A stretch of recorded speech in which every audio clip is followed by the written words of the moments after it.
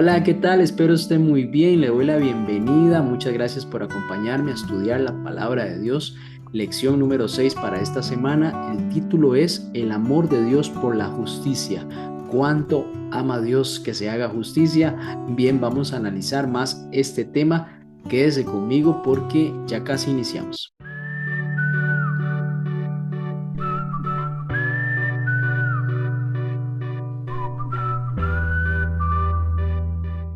Bien, gracias por acompañarme. Iniciemos con una oración. Padre, te damos muchas gracias por escucharnos, por permitirnos abrir tu palabra, estudiar, Señor, cada una de las promesas que tienes para nosotros, por darnos esperanza. Que tu Santo Espíritu nos muestre a Cristo para poder entender más de tu amor. En el nombre de Jesús, amén. Bien, el texto para memorizar, ahí lo tiene en su pantalla, Jeremías capítulo 9, versículo 24. Dice así la palabra del Señor: mas alábese en esto el que haya de alabarse, en entenderme y conocerme, que yo soy Jehová, que hago misericordia, juicio y justicia en la tierra, porque estas cosas me agradan, dice Jehová. Aquí Dios nos está diciendo que si en algo debemos sentirnos felices, orgullosos, alegres, es de conocerle más a Él, porque cada vez que entendemos más a Dios podemos dimensionar cuán grande es su misericordia, cuánto ama Dios el juicio y la justicia en la tierra, es decir, para todos los seres humanos. Dice, porque estas cosas me agradan, dice Jehová.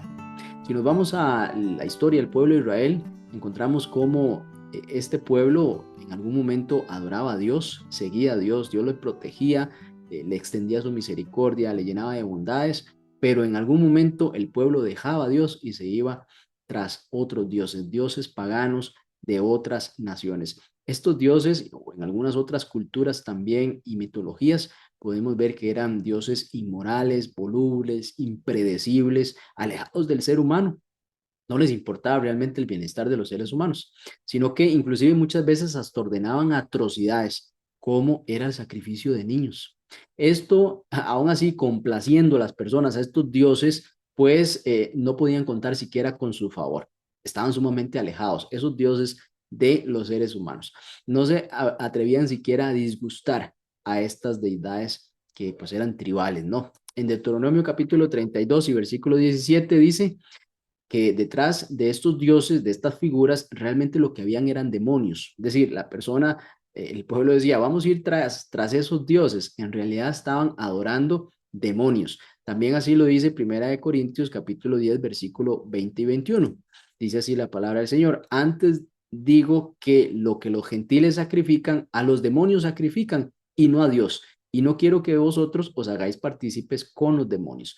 Los gentiles hablan de personas, pues pueblos que no tenían conocimiento del Dios verdadero, sino que adoraban a otras deidades, a imágenes, a estatuas, y realmente aquí lo que está diciendo el apóstol Pablo es que estas personas adoraban a demonios en lugar de Dios. Bien, el Dios de la Biblia, el que encontramos en el Antiguo y en el Nuevo Testamento, es muy diferente a estas fuerzas demoníacas, ya que nuestro Dios es perfectamente bueno y su carácter es inmutable. Dios es amor.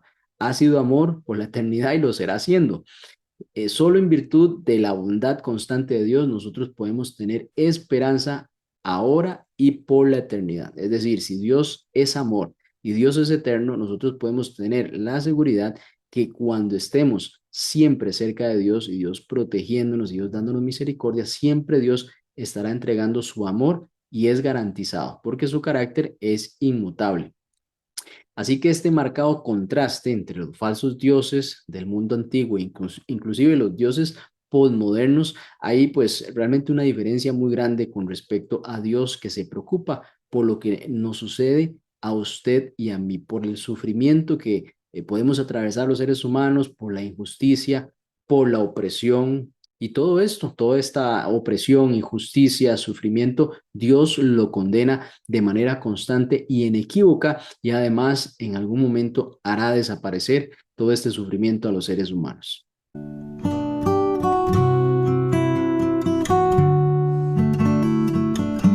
El amor y la justicia son inseparables, así lo presenta la palabra de Dios. El verdadero amor siempre va a exigir justicia, y la verdadera justicia solo puede regirse y ser impartida con base en el amor. No estamos nosotros acostumbrados a pensar en estos dos conceptos que vayan juntos. Y esto se debe porque tanto como la justicia, así como el amor, han sido pervertidos por los seres humanos. Es decir, nosotros no tenemos el concepto de Dios acerca de amor y de justicia. Vamos a leer algunos versículos relacionados a estos dos conceptos. Dice, Él ama la justicia y el juicio. De la misericordia de Jehová está llena la tierra. Ese es el Salmo 33, versículo 5. Así vemos cómo Dios ama la justicia, ama el juicio, y de la misericordia de Jehová está llena toda la tierra. Es decir, todos los seres humanos gozamos de la misericordia de Dios. Cada vez que el sol se pone, todos buenos y malos gozamos de las bendiciones de Dios. Salmos 85, 10 dice, la misericordia y la verdad se encontraron, y la justicia y la paz se besaron. Aquí vemos el concepto de misericordia y justicia. Recuerde que la justicia está ligada a la ley de Dios. Dios es un Dios justo, su ley se cumple, pero también Él es misericordioso. Aquí vemos cómo cuando la misericordia, es decir, ese amor profundo de Dios por rescatarnos, por salvarnos de nuestros pecados, se besó con la justicia, es decir, con el hecho de que Él debe hacer cumplir su ley. Bueno, esto lo hizo en la persona de Jesucristo. Cristo vino a pagar por nuestros pecados, pero también de la forma en que lo hizo fue siendo obediente a su Padre. Esto es muy importante, dos conceptos que se encontraron allí. También estos dos conceptos se encuentran en el arca del testimonio. Ahí estaba el propiciatorio, que es básicamente la tapa en donde internamente estaban los 10 mandamientos. Y en este propiciatorio se rociaba la sangre del sacrificio, mostrando ahí la misericordia, pero internamente en el propiciatorio estaba la ley de Dios. Ahí está también la justicia manifestada. El Salmo 89, 14 dice, justicia y juicio son el cimiento de tu trono. Misericordia y verdad van delante de tu rostro. Si Dios no hubiese sido misericordioso, ya usted y yo no estuviéramos, porque la paga del pecado es la muerte. Al ser misericordioso, de la forma en que Dios envió a su Hijo para expiar nuestros pecados, de esa forma, Él es justo. Dice, justicia y justo son el cimiento de tu trono. Cristo pagó por nuestros pecados, había una deuda que se debía pagar y esa misericordia se manifestó justamente porque Cristo pagó esa deuda por usted y por mí. Siento algo que usted y yo no podíamos pagar, pues en nuestra imperfección es imposible guardar la ley en su totalidad como Cristo la hizo. Sin embargo, nosotros, pues siguiendo a Cristo, buscamos obedecer a Dios. Isaías capítulo 61 y versículo 8 dice, porque yo, el Señor, amo la justicia y aborrezco la rapiña y la iniquidad. Recompensaré sus obras con fidelidad y haré con ellos un pacto eterno. Algunas versiones dicen que él odia el robo y la maldad. Yo honestamente les soy muy sincero, a mí me cuesta mucho eh, dimensionar el concepto de odio en Dios. Yo prefiero utilizar la palabra aborrecer como un desprecio, porque odiar, como el ser humano cuando odia realmente es un acto malo. Yo no pienso cómo nosotros debemos odiar sin estar cayendo en alguna falta, pero cuando lo asocio a Dios, por eso me cuesta un poco decir que Dios odia. Yo prefiero decir Dios aborrece. Sin embargo, veo que en la Biblia menciona que en algunas versiones dice, amo la justicia y odio el robo y la maldad. Pues también otras versiones dicen aborrezco. Entonces, yo a la persona prefiero decir que Dios aborrece el pecado y no decir que odia. Sin embargo, pues es una forma de expresar también en el amor de Dios ese aborrecimiento a la maldad, justamente a lo que perjudica tanto al ser humano. Bueno, Jeremías capítulo 9, versículo 24 dice, mas alabes en esto el que se hubiese de alabar. Básicamente el versículo de memoria, en entender quién es Dios, en conocerle, que yo soy Jehová, que hago misericordia, juicio y justicia. Aquí vemos estos dos elementos. La misericordia dice que va adelante, porque en este caso claramente Dios es justo, pero si Dios hubiese aplicado la ley inmediatamente cuando el ser humano pecó, pues ningún ser humano existiera, pero hubo sacrificio, hubo misericordia para que la ley no se aplicara de la forma directa a los seres humanos, sino que hubo una expiación. Alguien murió, es decir, la ley se cumplió, no fue que se dejó de cumplir la ley se cumplió porque Dios es justo. Sin embargo, en su misericordia permitió que se pudiera expiar ese pecado. Es decir, se cumple, vamos a resolverlo porque se debe cumplir, pero aquí está el cordero expiatorio, el cordero que quita el pecado del mundo. Esa parte es justamente la misericordia de Dios. Y también en Miqueas capítulo 6, versículo 8, ese mismo concepto de justicia y misericordia, también Dios quiere que nosotros lo apliquemos, porque muchas veces nosotros o aplicamos una o aplicamos la otra. Podemos ser muy misericordiosos y no aplicamos la ley, no somos justos. O podemos ser con mano de hierro, aplicamos la justicia, pero nunca aplicamos la misericordia. Entonces, ese es el problema del ser humano. Por eso es que Dios nos dice en Miqueas capítulo 6, 8, Él te ha declarado lo que es bueno, lo que pide Jehová de ti, solamente hacer justicia, amar misericordia y humillarte ante tu Dios. Nótese que aquí Dios introduce también el elemento de humillarnos ante Dios, porque Dios hace justicia y ama la misericordia. Sin embargo, él no se humilla ante su creación, sino que Él está diciendo, la creación, humíllese ante mí y aplique los dos conceptos que les he enseñado, como es hacer justicia y amar misericordia. Muchas veces aplicamos la ley y también debemos de contemplar que hay elementos de misericordia. No solamente debemos aplicar la ley, debemos de evaluar qué situación está sucediendo allí, porque podemos olvidar la misericordia. O por aplicar la misericordia no estamos siendo justos, inclusive hasta con la persona, sino también con otros que están sufriendo alguna situación similar y no estamos siendo justos, no estamos aplicando pues, la ley o la norma como debiera aplicarse. Por eso estos dos conceptos son realmente un reto para los seres humanos. Así que cuando entendemos mejor a Dios, podemos dimensionar mejor cómo Dios aplica la misericordia y cómo Dios también aplica su justicia. Y las dos van juntas. Dice inclusive el salmo que leímos, se besaron en algún momento cuando Cristo murió en la cruz del Calvario por nosotros.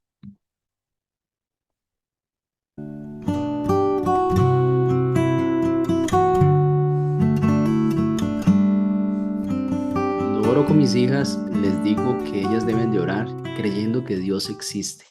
Ellas me dicen, sí, papá, yo creo que Dios existe. Y debemos de creer también que Dios es bondadoso. El título para este día es Dios es totalmente bondadoso y también es justo. Quiere decir que en la justicia de Dios, Dios aplicando justicia es bueno, es un Dios bondadoso, es un Dios que da buenas cosas para con sus hijos, desea lo mejor y traza el camino para que eso suceda. En Deuteronomio capítulo 32, versículo 4 dice, Él es la roca cuya obra es perfecta, porque todos sus caminos son rectitud. Dios de verdad y sin ninguna iniquidad en él es justo y recto. Dios es completamente justo, completamente bondadoso y en él hay rectitud, es decir, no hay camino torcido, no hay iniquidad, no hay nada malo, no hay perversión. Ese es el ejemplo que todos los seres humanos deberíamos de seguir, el ejemplo de nuestro Dios creador.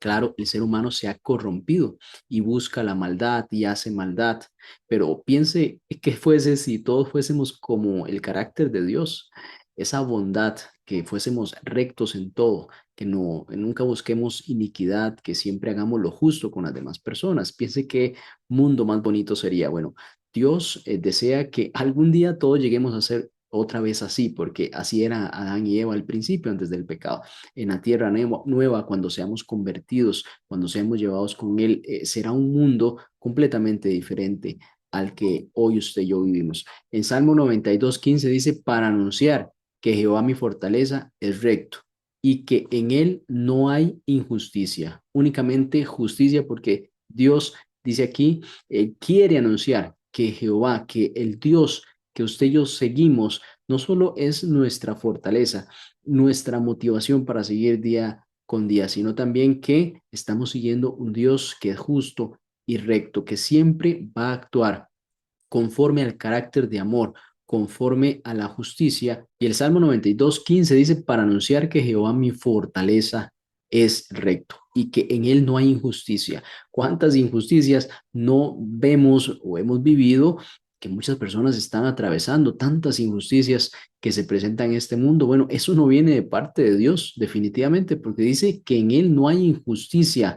Claramente el pecado ha sido un intruso. Y el Salmo 25:8 dice, bueno y recto es Jehová, Por tanto, Él enseñará a los pecadores el camino. Es decir, Él nos enseñará a nosotros el camino. El ser humano, bueno, el corazón del ser humano es engañoso. ¿Quién lo va a conocer? Busca lo propio, busca lo suyo. De Él manan diferentes situaciones que pues meten al ser humano en problemas. Bueno, aquí Dios nos va a enseñar, dice que Él nos va a enseñar cómo ser como Él, cómo ser buenos, cómo ser recto, porque nosotros, siendo pecadores, claramente estamos en caminos torcidos. Bueno, Dios quiere enseñarnos el camino a la rectitud y eso pues claramente va a traer beneficios a nuestra vida. Salmo 7, versículo 11 y 12 dice, Dios es juez justo y Dios está airado contra el impío todos los días. Si no se arrepiente, él afilará su espada. Armado tiene ya su arco y lo ha preparado. Aquí dice claramente, bueno, Dios es justo, pero también hace la comparación de los impíos. Dice que Dios está airado contra los impíos todos los días y que deben de arrepentirse porque si no, llegará un momento en que la justicia se aplicará. Note que ahí no está diciendo que la justicia se va a aplicar ahí, sino que llegará un momento porque dice que él afilará su espada y armado tiene ya su arco y lo ha preparado. Va a llegar un momento en que Dios va a traer la justicia sobre muchos que han sufrido injusticias y va a pagar también con los impíos que están haciendo estas iniquidades contra hijos e hijas suyas. El Salmo capítulo 5, versículo 4 y 6 dice, porque tú no eres un Dios que se complace en la maldad. El malo no habitará junto a ti. Los insensatos no estarán delante de tus ojos. Aborreces a todos los que hacen iniquidad. Destruirás a los que hablan mentira, al hombre sanguinario y engañador, abominará Jehová. Aquí claramente hace una diferencia entre los hijos de él, que buscan la justicia, buscan la misericordia, y los que dicen aquí que hablan mentira, que son sanguinarios, que engañan, de estos abomina Jehová. Vemos que la misericordia se manifiesta para todos los seres humanos con muchas bondades de parte de Dios, pero llegará un momento en que todas esas injusticias serán evaluadas por nuestro Dios y serán recompensados tanto los que sufrieron las injusticias como llevarán paga los que las han cometido. Y también vemos cómo el discípulo Juan en la primera carta de Juan, capítulo 1, versículo 5, nos dice que Dios es luz y no hay ningunas tinieblas en él. De hecho, Dios no solo es perfectamente bueno, sino que también, según Santiago, capítulo 1, versículo 13, Dios no puede ser tentado por el mal, ni él tienta a nadie. Porque mientras muchos idolatran el poder, tener poder, Dios es todopoderoso, pero solo ejerce su poder de forma justa y amorosa. Por eso no es coincidencia que cuando Moisés le pidió, recuerda usted en Éxodo capítulo 33, 18 y 19, le dice, te ruego que me muestres tu gloria. Y entonces Dios le responde, haré pasar toda mi bondad delante de tu rostro. Qué bueno saber que nuestro Dios es totalmente bondadoso. Es bondadoso, justo y recto.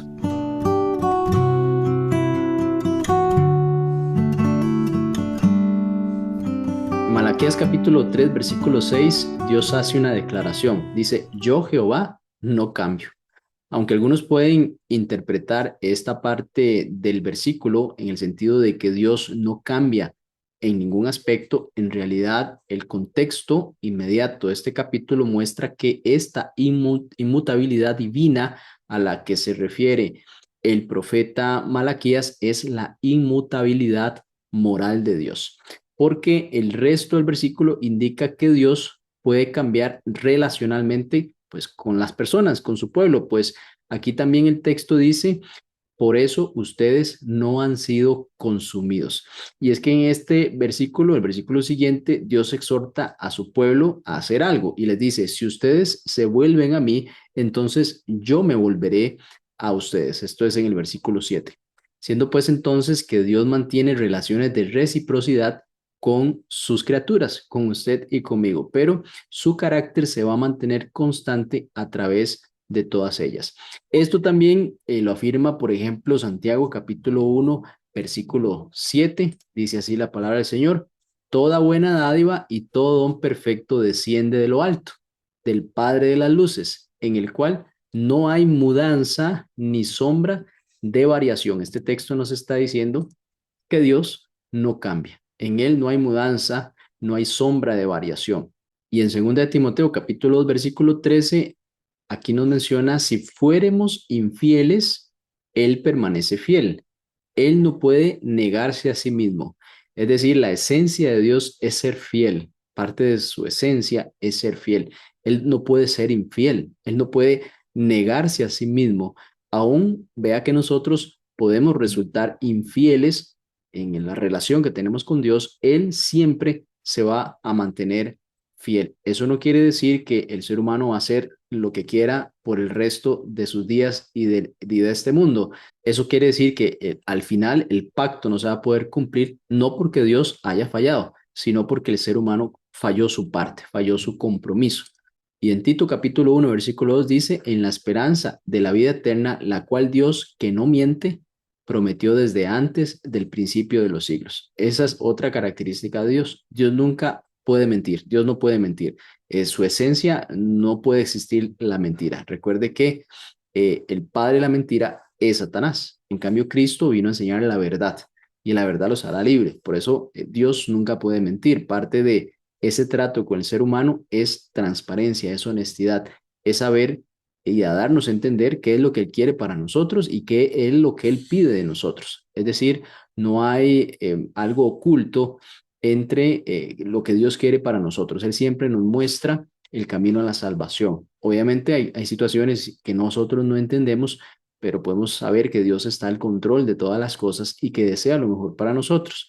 También en Hebreos capítulo 6, versículos 17 al 18, vemos una característica. Además, pues dice, por lo cual, queriendo Dios mostrar más abundante a los herederos de la promesa la inmutabilidad de su consejo, interpuso juramento, para que por dos cosas inmutables en las cuales es imposible que Dios mienta, tengamos un fortísimo consuelo los que hemos acudido para asirnos de la esperanza puesta delante de nosotros. Aquí vemos que hay una inmutabilidad de su consejo, es decir, Dios no cambia su palabra. Él puede condicionar algunas situaciones. Si nosotros seguimos, podemos obtener algo, pero realmente su palabra, dice inmutabilidad de su consejo, interpuso este juramento. Siendo así entonces que Dios no se contradice, nunca miente y sus promesas son inquebrantables. El Dios, el de la Biblia, es el mismo que se entregó voluntariamente por nosotros en la persona de Cristo Jesús en la cruz. Un Dios en quien se puede confiar sin reservas y además así depositar nuestra esperanza para el futuro. Pues recuerde, como dice Hebreos acerca de Cristo, Hebreos 13 y versículo 8, dice, Jesucristo es el mismo ayer, hoy y por los siglos.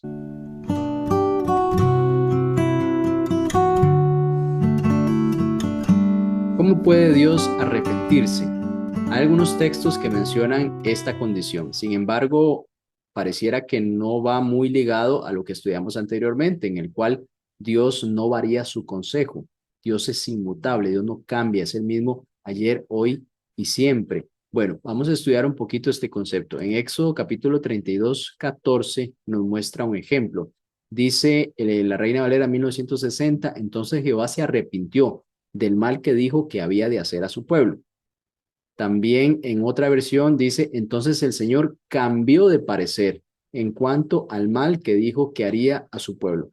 Cuando se presenta esta palabra es porque hay una condición. Algo cambió no en Dios, sino en las personas que tomaron una actitud con respecto a lo que Dios quería que hicieran, sea que tomaron la actitud de hacer lo correcto o tomaron la actitud de hacer lo incorrecto. Entonces, si Dios dijo que los iba a bendecir si hacían lo correcto, pues se arrepintió de eso si hicieron lo incorrecto y también lo contrario. Aquí vemos que no es una condición de Dios de su carácter el cambiar, sino es una posición con respecto a lo que está sucediendo con las demás personas y con las decisiones que usted y yo tomamos. En Jeremías capítulo 18, versículos 4 al 10, también dice el versículo 8 dice, pero si estas naciones se convierten de su maldad contra la cual hablé, yo me arrepentiré del mal que había pensado hacerles. Es decir, si estas naciones hacen lo bueno, entonces Dios cambia de parecer con respecto a lo que les iba a hacer para castigarlas. Y entonces dice el versículo 10, pero si hacen lo malo delante de mis ojos, no oyendo mi voz, entonces me arrepentiré o cambiaré de parecer de hacer el bien que había determinado hacerles. Entonces, no es una condición de Dios estar cambiando de parecer o de posición, sino es básicamente el camino que toman los seres humanos bajo el libre albedrío, en el cual Dios se manifiesta en este concepto de arrepentirse, pero más que todo es cambiar de parecer.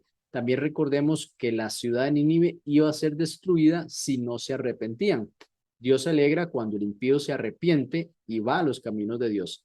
En este caso le dijo a Nínive que debía de arrepentirse por medio del profeta Jonás.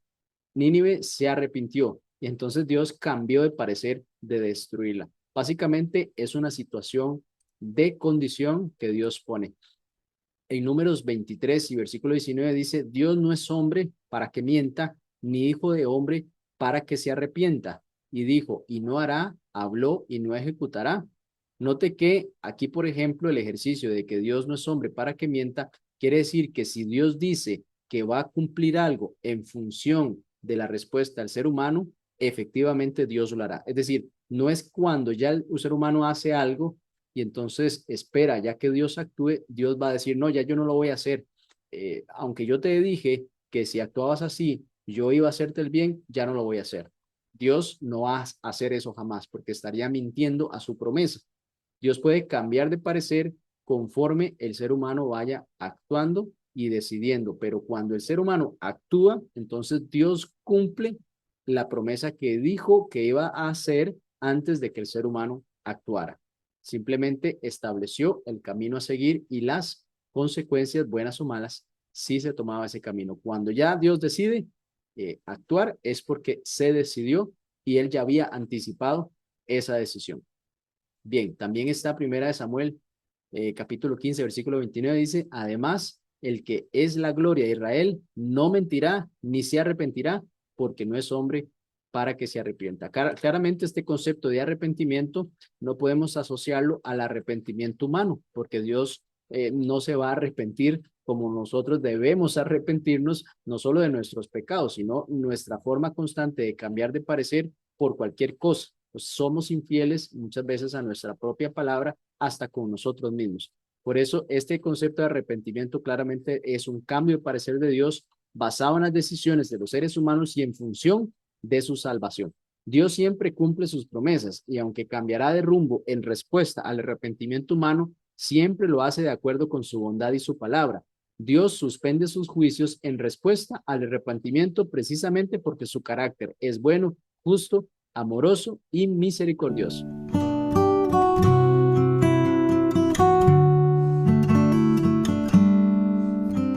Qué bueno pensar que Dios es fiel. Deuteronomio capítulo 7, versículo 9 dice, Jehová tu Dios es Dios fiel, que guarda el pacto y la misericordia de los que le aman y guardan sus mandamientos. Y piense usted esto, hasta por 1000 generaciones. Si nosotros, siendo padres, somos fieles al pacto de Dios, Dios también va a ser fiel con nuestros hijos, con la siguiente generación además. Su carácter de bondad, claramente, y de ese amor fue demostrado de forma suprema por Jesús en la cruz del Calvario. En Romanos capítulo 3, versículos 25 y el 26 nos muestra ahí cómo Jesús fue nuestra propiciación. Él expió nuestros pecados, aún sin merecerlo nosotros. Dios mandó a su Hijo amado, para que allí en la cruz se manifestara este amor supremo. El Salmo capítulo 100, versículo 5 nos dice Jehová es bueno, porque Jehová es bueno. ¿Usted cree que Jehová es bueno? ¿Usted cree que Dios es bueno? Bueno, dígalo, Dios es bueno. Para siempre es su misericordia y su verdad por todas las generaciones. La misericordia de Dios será manifestada por siempre, porque su carácter es amor y Él es eterno. Así que esa misericordia será manifestada por siempre. Eso es impresionante, porque aun cuando ya no haya pecado, Dios es misericordioso. Es algo interesante de pensar. Muy bien, Santiago capítulo 1:17, también recordamos cómo Dios es quien da toda buena dádiva, porque Él da también todo don perfecto, todo lo hermoso que recibimos de Dios, los dones, todos el entendimiento acerca de quién es Cristo, el amor que podemos externar hacia otras personas, el perdón, el arrepentimiento, todo eso proviene claramente de Dios. Recuerde también Oseas capítulo 12, versículo 6, donde dice, tú pues vuélvete a tu Dios guarda misericordia y juicio y en Dios confía siempre. Es decir, aquí Oseas nos está invitando a ser como Dios, porque dice, así como Dios tiene misericordia y es justo, así también nosotros debemos guardar misericordia y ser justos y además confiar también en Dios. Se asocia también en humillarse ante Dios, sabiendo que Él es el que tiene el control sobre todas las cosas y nosotros podemos someternos, pero debemos actuar también como el Señor nos pide que actuemos. En Mateo capítulo 5 versículo 43 al 48, aquí Jesús nos da una enseñanza impresionante. Realmente es una paradoja para el corazón humano. Dice el versículo 43, oíste que fue dicho, amarás a tu prójimo y aborrecerás a tu enemigo. Pero yo te digo, ama a vuestros enemigos, bendecid a los que te maldicen, haced bien a los que te aborrecen y ora por los que te ultrajan y persiguen. Qué tremendo, qué difícil poder pensar siquiera en que si alguien nos está maltratando, debemos orar por esa persona y desearle el bien, porque naturalmente nuestro corazón busca venganza, busca hacer lo mismo o peor. Bueno, aquí Jesús nos dice, hagan lo contrario a lo que naturalmente su corazón podría hacer, que es amen a esas personas que los están aborreciendo, hacerle bien a los que te aborrecen y orar para que los ultrajan, por los que los ultrajan, perdón, y los que persiguen. Para que entonces dice, seamos nosotros hijos de nuestro Padre que está en los cielos, que hace salir el sol sobre malos y buenos y que hace llover sobre justos e injustos. Es interesante ver cómo Dios, bueno, justamente provee todas estas bendiciones a todos los seres humanos, no importa cuál ha sido el comportamiento de estas personas. Bueno, Dios hace descender esos rayos del sol sobre todos y también la lluvia que todos necesitamos. Y el 46 nos lleva a una reflexión, porque dice, si ustedes aman a los que les aman, ¿qué recompensa entonces tendremos? Claro, es sencillo amar a quien nos trata bien, es sencillo amar a quien nos respeta, a quien tiene cuidado de nosotros. ¿No hacen también esto las personas que siquiera creen en Dios? A los publicanos, por ejemplo, menciona aquí Jesús. ¿Qué hacéis de más? ¿Qué estaríamos haciendo de más nosotros si amamos a los que nos aman y todos los que pues hasta pueden decir que ni creen en Dios hacen eso? Bueno, ¿no hacen también así los gentiles? Dice aquí el versículo, el 47. Sed pues vosotros perfectos, como vuestro Padre que está en el cielo es perfecto. Es decir, aquí Jesús nos está llamando a dar una milla extra, o más bien 2 millas extras, porque realmente es un gran reto poder amar a quien me está haciendo daño, a quien me está aborreciendo, a quien pues me ultraja, inclusive persigue para matarme. En el contexto de los primeros cristianos que eran perseguidos, los primeros cristianos que eran perseguidos por su fe. Y eso pues en el futuro entendemos que puede suceder también. Y recordemos esta hermosa esperanza que Dios mismo hará realidad finalmente la justicia perfecta. Tantas preguntas que los seres humanos han tenido de situaciones que han sucedido que no tienen una explicación realmente en nuestra lógica humana. ¿Por qué sucedió tal cosa? No lo logro entender. Bueno, finalmente esa justicia perfecta se manifestará algún día. En Romanos capítulo 2 versículo 5 enseña justamente que se manifestará su justo juicio. Y finalmente los redimidos cantaremos. Inclúyase también. Apocalipsis capítulo 19 versículo 1 y 2 dice, grandes y maravillosas son tus obras, Señor Dios Todopoderoso, justos y verdaderos son tus caminos, Rey de los santos. ¿Quién no te temerá, Señor, y glorificará tu nombre? Pues solo tú eres santo, por lo cual todas las naciones vendrán y te adorarán, porque tus juicios sean manifestados. Qué impresionante dimensionar ese gran día en el cual eh, todo juicio será traído ante los ojos de los seres humanos. Todos podremos entender muchas cosas y saber que Dios es justo y saber que todos sus caminos fueron en rectitud, que muchas preguntas que no tuvieron respuesta en su momento, bueno, Dios nos hará saber de esa situación. Y así que hoy estamos invitados a buscar parecernos a Dios. Debemos de ser personas justas, debemos de ser personas misericordiosas, debemos de aplicar estos principios inclusive para quienes nos ofenden, para quienes nos persiguen y nos ultrajan. Esa parte es esas 2 millas extras que debemos hacer, pero con ayuda de Dios lo podemos lograr. Jesús lo hizo. Jesús fue ultrajado, Jesús fue maltratado, pues Jesús fue perseguido y él, pues como oveja fue llevado al matadero, no abrió su boca increíble esa enseñanza de Cristo, esa humildad, esa mansedumbre, y nosotros pues somos invitados a seguir los pasos de Cristo. La iglesia va a atravesar por situaciones muy difíciles, la iglesia va a ser perseguida, ahí vamos a ser probados individualmente, primero como familias, pero realmente la prueba va a ser individual. Pues va a haber mucha presión de mucho tipo, religiosa, económica, social, y pues ahí es donde debemos de confiar en Dios, debemos de aplicar todos estos principios cristianos que puede ser algo difícil en el momento. Sin embargo, el Espíritu Santo puede gobernar nuestra mente, traer estos pensamientos, estos versículos en ese momento difícil, y pues obtener fortaleza, esperanza, perseverancia en medio de situaciones tan complicadas como las que enfrentarán en el futuro, antes de la venida de Cristo. Isaías capítulo 25, versículo 1 dice: proclama tú, Señor, eres mi Dios, yo te exaltaré y alabaré tu nombre porque has hecho maravillas. Tus consejos siempre han sido verdaderos y firmes. ¿Cómo entonces nosotros podemos aprender a alabar a Dios incluso en los malos momentos? ¿De qué manera puede nuestra vida ser una ofrenda de alabanza a Dios que promueva la justicia en una esfera en la cual usted y yo podamos influir? Bueno, esta semana, esta es la invitación, poder llegar a influir también en nuestros círculos más cercanos, buscando tener estos dos principios que hemos aprendido en esta oportunidad. Muy bien, vamos a orar para terminar. Dios, Señor, muchas gracias por darnos estas hermosas enseñanzas. Eres bondadoso, eres fiel, eres misericordioso, eres fiel a tu pacto, Señor. Ayúdanos a cumplir nuestra parte también. Gracias por darnos esperanza, motivación, el ejemplo de Cristo, cómo hemos de comportarnos y hacer también en nuestra vida para con nuestra familia y los demás. Te lo pedimos en el nombre de Jesús. Amén. Muy bien, le espero la próxima semana, si el Señor así lo permite.